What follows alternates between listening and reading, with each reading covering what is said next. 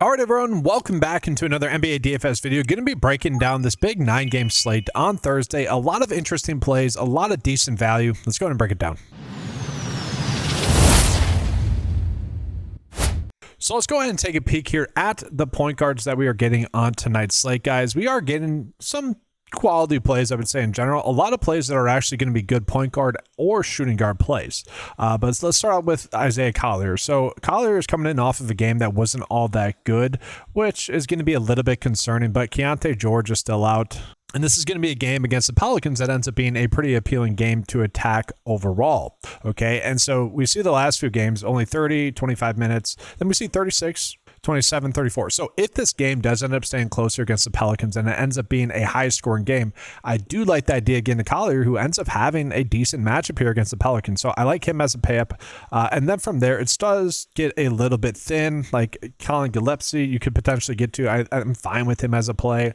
A lot of the guards are out for Phoenix, guys. So Dylan Brooks is out, Jordan Goodwin's out, Devin Booker is out. That should lead to him getting a decent amount of minutes, I would hope, especially in a game that is projected to stay close. I like him. I actually like Grayson Allen as well. To me, those are more shoulder shrug plays. If I'm closing up my build, I would get to those plays. A play that I would rather get to instead, though, is someone like Drew Holiday, who is going to be in for a good spot here as well. So if you look at it, guys, we're going to see that Avdia is still out and then Shadion Sharp is still out. Drew Holiday is someone that has been a pretty consistent fantasy producer lately, especially if he's going to get 30 plus minutes in a very good matchup here against Chicago. And I do think there's a great chance that he ends up getting that many minutes. And so I'm kind of happy to get to him. That being said, I do think we are getting other plays a little bit lower on that we can get to. So Brandon Williams is a very phenomenal play here today. Brandon Williams is someone that has been playing, well over the past, I would say 4 games, but 3 out of the last 4 for sure. Another spot where this is going to be a good matchup here going against the Kings. The Mavericks are still pretty thin, and he's at a cheap price tag, and at a price tag that I think we can play him either at the point guard spot or the shooting guard spot. Again, this is a slate where we are getting enough point guard and shooting guard eligible plays. Like, for example, guys, we have Jordan Poole, who is a point guard, shooting guard eligible.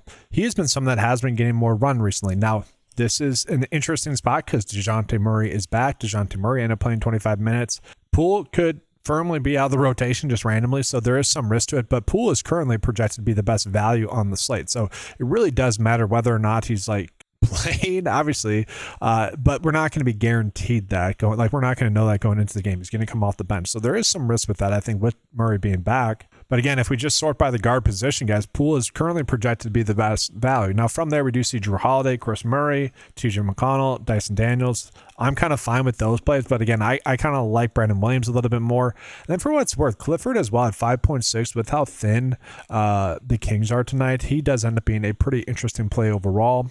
Westbrook is out. Then all the players that have been out are still, and then Keegan Murray's out. So he should be in for a lot of run there.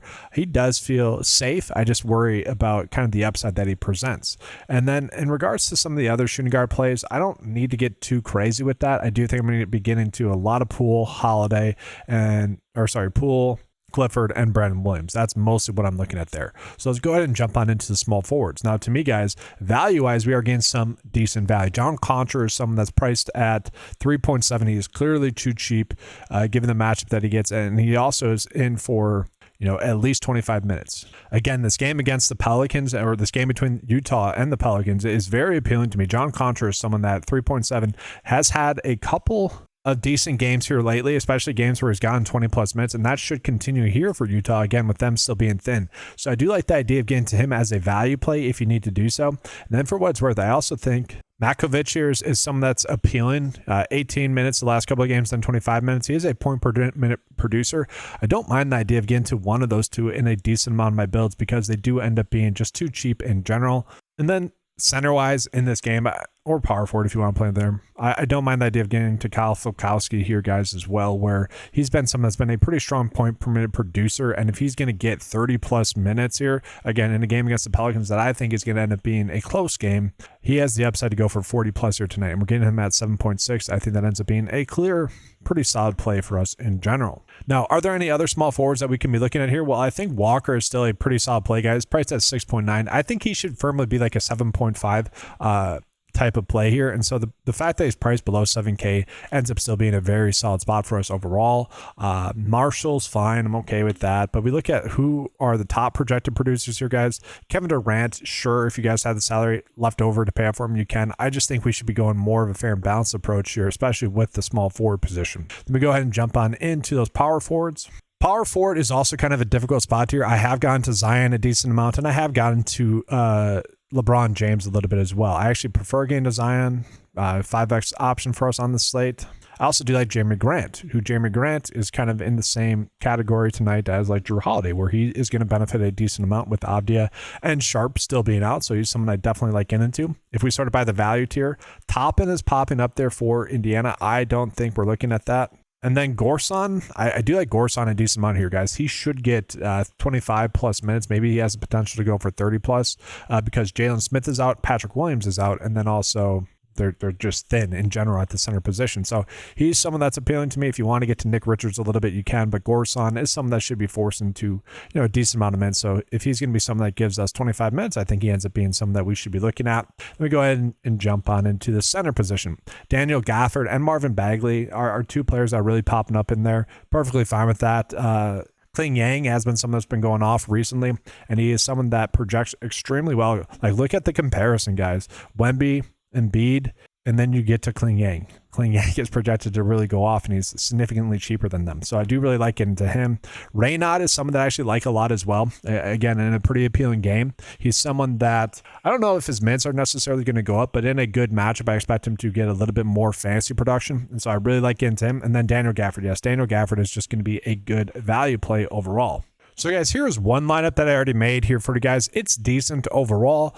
Let me try to give you guys another one here as well, because I don't know if I necessarily love Poole, although he could easily go off, don't get me wrong. It's just I do worry that he could end up being a healthy scratch. And actually, guys, disregard that. I think we'll have to get to Jordan Poole for this example. We'll chase the upside, I guess, because I wanted to get Donovan Kling Yang in there.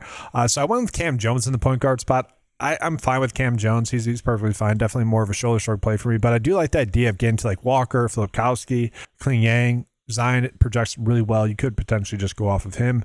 And then Raynaud. I think Raynaud, Kling Yang, and Filipkowski have a good chance to go for like over 130 DFS points tonight. And obviously that ends up being pretty darn good if we can get that. And then just taking a peek at the 9-to-5 lineup builder, what it's telling us is currently the best lineup we can get to. I don't necessarily like fears here, guys, but if you want to get to him, you can. Daniels, Modest, KD, Williams, Drew Holiday, a decent build overall. But guys, that's going to do it for this video. Appreciate you being here. Make sure to leave a like on the video. Subscribe to the channel as well if you guys have not done so before. Appreciate you being here. Good luck with all the lineups that you play tonight.